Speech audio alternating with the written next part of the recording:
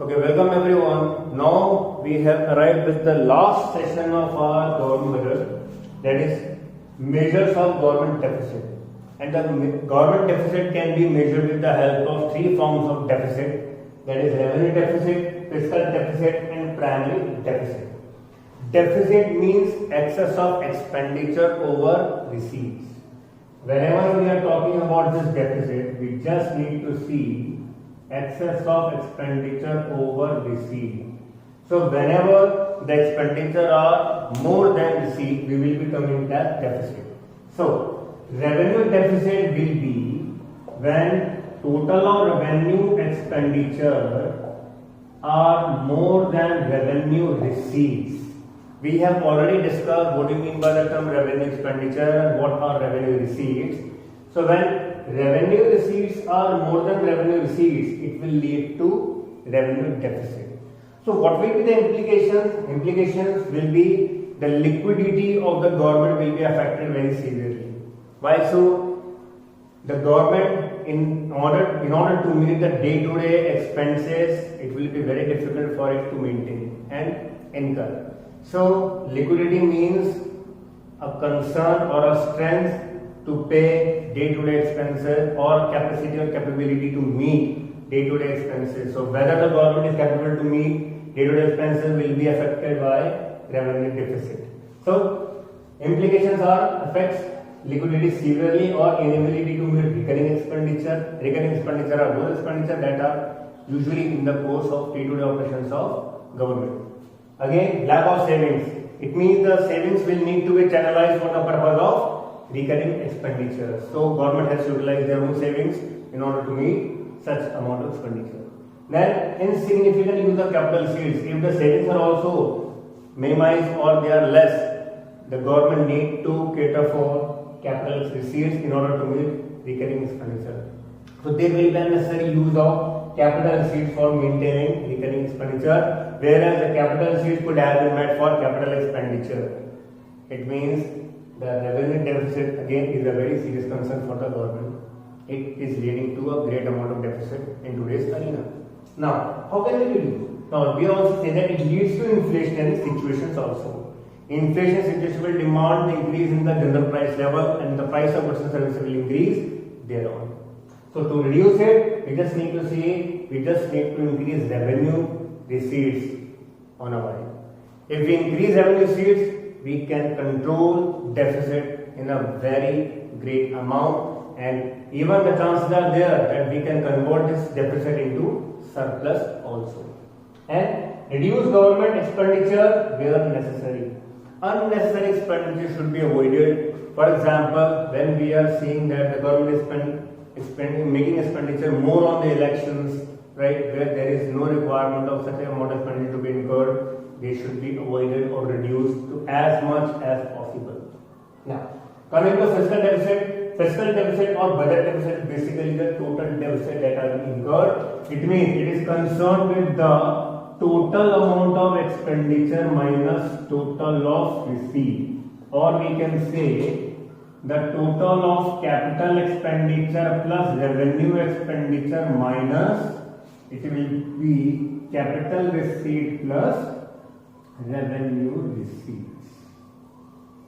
So we can say that the fiscal deficit or we can say budget deficit will be equal to total expenditure minus total receipts, whereas total expenditure are inclusive of capital expenditure and revenue expenditure. Total receipts are inclusive of capital receipts and revenue receipts. Fine. Now, we can also say that fiscal deficit are also equal to total amount of borrowings that the government has incurred in a given period of time. Since whenever we are talking about the capital receipts, we normally exclude borrowings. It means borrowings are moreover not included in capital receipts. It means they are deducted from capital receipts in order to get fiscal deficit. So several times we can say fiscal deficit are also equal to borrowings. Now, implications are that it leads to debt trap. Debt trap means you are taking the loan in order to meet the interest payment again, if the interest is overburdening or the expenses are overburdening, you need to take the loan in order to pay the another loan or borrowings. So loan, in order to repay the loan of other, right, that you have taken before, it will lead to debt trap. Since the compounding of interest will give the loan to a higher amount, and if the government is unable to met out the amount of loan, since the revenue receipts are getting down, it needs to resort for capital receipts by taking more borrowings. When the more borrowings will be undertaken, more loan will be undertaken to pay the older loans. So loan is taken to repay the loan will be debt trap. It means the economy can be fed in the debt trap that will lead to inflation tendencies.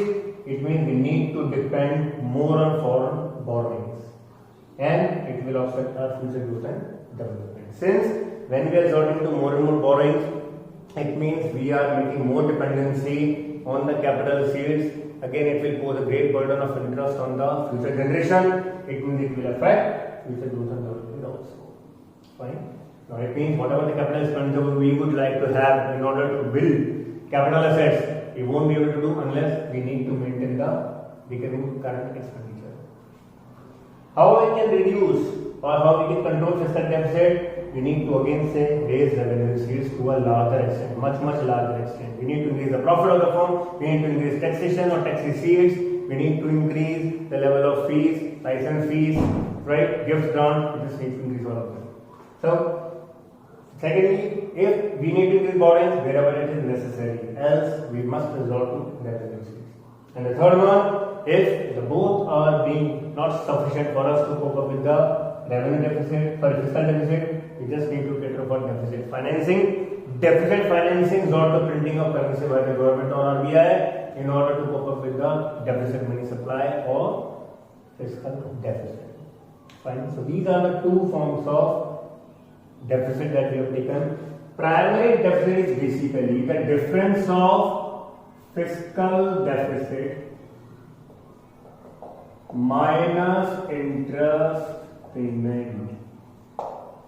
It means now we need to take whatever the borrowing we have taken, the interest is being due or being paid over there. We just need to deduct from fiscal or total deficit, and then we will be obtaining the primary deficit. So what are the basically implications of it? Implications are it indicates the level of borrowings. Higher the borrowings will lead to higher interest. Again, we will be in the situation of debt trap since we need to pay the interest together with the amount of borrowings. So higher the amount of borrowings, and we say higher will be interest. If the government is not capable of meeting the interest, again they will need to resort for more borrowings, and more borrowings will lead to more debt trap. Then it is the root cause of fiscal deficit. Primary deficit is said to be the root cause since whatever the amount of capital receipts we are increasing, as we say, fiscal deficit is also known as borrowings.